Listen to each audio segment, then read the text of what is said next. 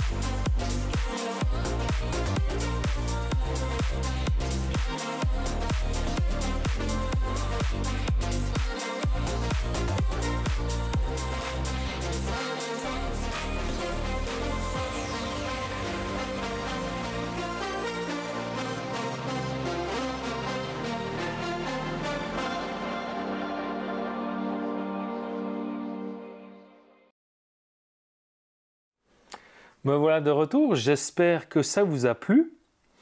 Dans tous les cas, donc comme je disais avant en introduction, c'est le Thundershot édition de 2022. C'est évidemment un buggy à l'échelle 1/10, comme tous les modèles Tamiya. Et puis c'est une réédition de l'original de 1987. Le modèle d'original, c'est le 58067. Alors au départ, je dois avouer, quand j'ai acheté ce modèle, j'ai cru que c'était un modèle qui suivait en fait ma première RC. Ma première RC que voici, qui est la Terra Scorcher, voilà, de 1988. Sauf que non.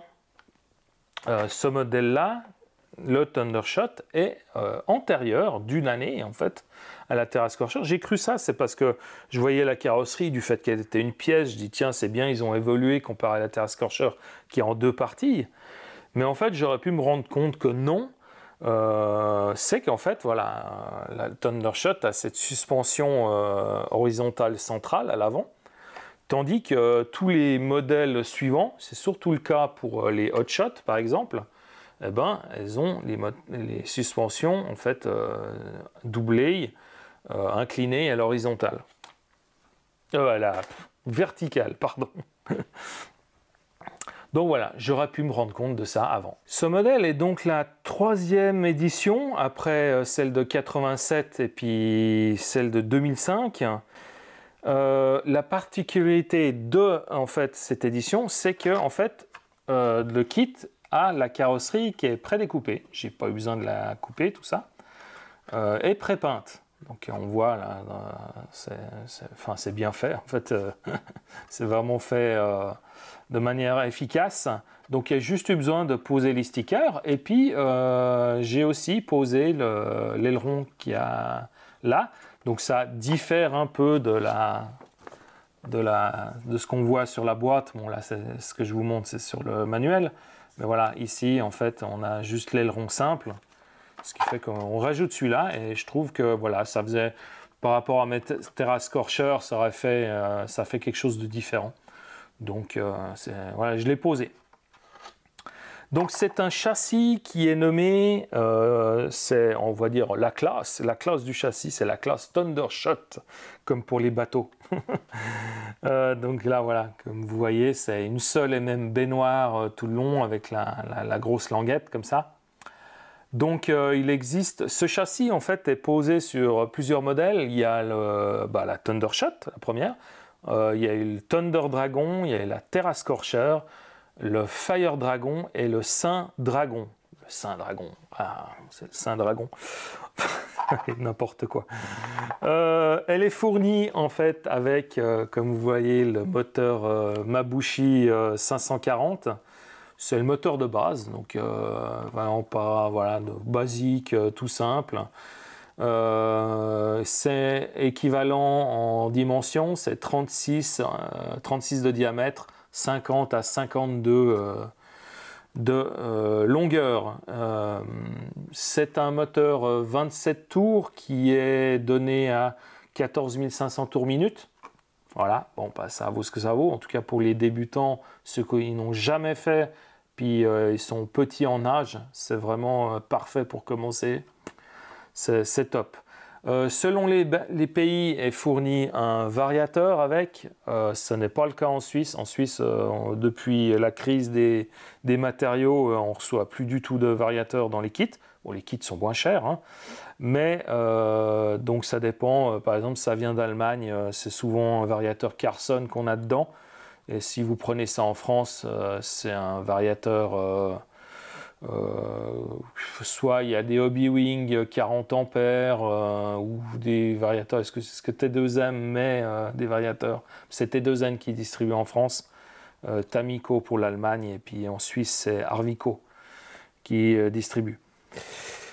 J'ai pas monté l'électronique pour la simple et bonne raison, c'est que je vais pas forcément le rouler. Celui-là, je crois qu'il va même rester sur l'étagère, hein. J'ai déjà exactement le même châssis qui est sur ma Terra Scorcher, Donc comme je roule déjà cette terrasse Corsair, donc j'ai pas besoin de rouler un même châssis en fait que celui que j'ai déjà. Mais bon, si je décide de monter, de rouler le châssis, moi j'ai deux combos itinérants, ce que je peux appeler itinérant, plutôt nomade. J'ai un combo brushless, qui est le combo Hobbywing Ezron Max 10 avec le moteur 3652 de 4000 kV. Comme ça que je peux mettre dessus. Ou si je veux rouler en moteur à charbon, j'ai le variateur ISDT 70 ampères avec un moteur BZ qui est enfin pour les bogies en fait, qui a une protection anti-poussière. Donc voilà, franchement il n'y a pas grand chose à dire en plus sur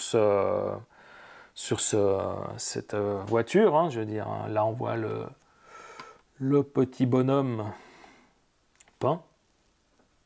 Voilà. L'intérieur, voir avec le. J'ai quand même posé le servo que je mets d'habitude, un SPT. C'est un SPT 12 kg 009 secondes à 6 volts.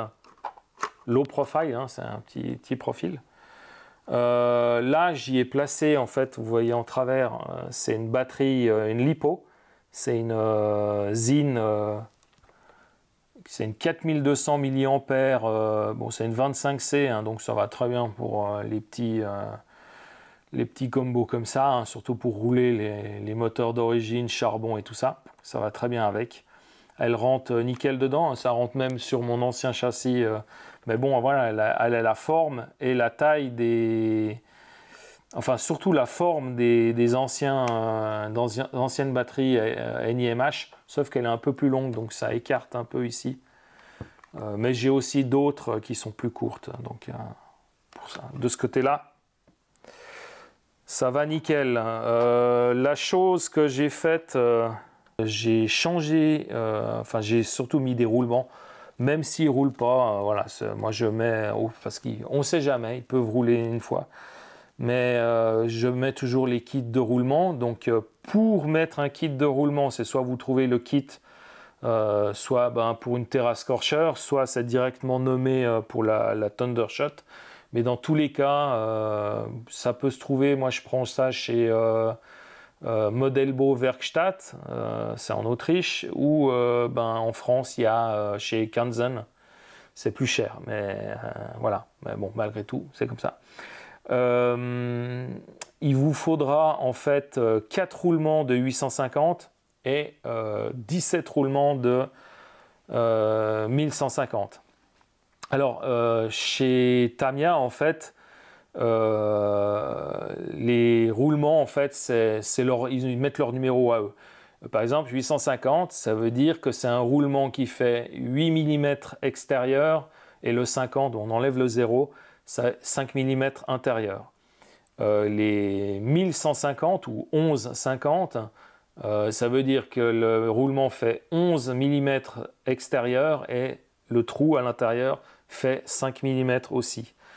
Il n'est pas spécifié les épaisseurs parce qu'elles sont là. Donc quand vous devez acheter dans le commerce, il vous faut traduire ça entre guillemets en dimensions qu'on trouve habituellement dans le commerce. Un roulement, en fait, dans le commerce se caractérise, enfin, les dimensions se caractérisent de la façon suivante, c'est le diamètre intérieur fois le diamètre extérieur fois l'épaisseur. Ce qui fait que pour un roulement Tamiya 850, ça fait 5 par 8 par 2,5, parce qu'il fait 2,5 le roulement de 8. De 5 intérieur et 8 extérieur. Et puis pour un roulement 11,50 de chez Tamiya, dans le commerce, vous le trouverez sous la caractérisation 5 par 11 par 4. Voilà. C'est ça les différences. Bien, cette vidéo touche à son terme. J'espère que son contenu vous a plu. Dans tous les cas, je vous attends dans les commentaires pour poser vos questions sur ce modèle. Bien évidemment, questions qui n'auraient pas trouvé réponse dans la vidéo, ou toute autre question concernant les voitures radiocommandées. N'oubliez pas le pouce, abonnez-vous si ce n'est pas déjà fait. En tout cas, merci pour ceux qui le sont déjà. On arrive bientôt aux 1000 abonnés et ça, un grand merci. C'est vraiment génial. Je n'aurais pas cru qu'on arriverait un jour à ça. On y arrive bientôt et j'espère qu'on va continuer comme ça longtemps ensemble. En tout cas, merci pour tout. Je vous dis à bientôt. D'ici là, portez-vous bien et je vous dis tchuss.